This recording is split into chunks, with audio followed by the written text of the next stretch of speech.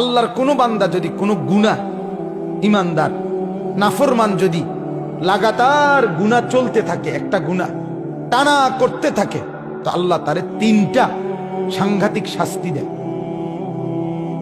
কথা বুঝছেননি আমার? মানে এক তো হলো আমার গুনাহ হয়ে গেছে, আমি ছেড়ে দিছি, আবার সাথে সাথে ভুল হয়ে গেছে। আরেকটা হলো গুনাহই আমার জিন্দেগি, আমি গুনাহটাকে, আল্লাহর এই নাফরমানিটাকে আমার জীবনের সাথে মিশিয়ে ফেলছি। এটাই আমার ধারাবাহিক 10 বছর, 5 বছর, 20 বছর, 6 মাস আমি একই রকম নাফরমানি করছি। এরকম যদি করো হয়, আল্লাহ যখন অসন্তুষ্ট হয়, ভাই ছেলেরা তোমরাও শোনো, আল্লাহ তখন তাকে 3টা সাংঘাতিক শাস্তি দেয়। কি কি? 1 নাম্বার, আদাল্লাহুল্লাহ, আল্লাহ তখন নিজে নারাজ হয়ে আল্লাহই তাকে পথ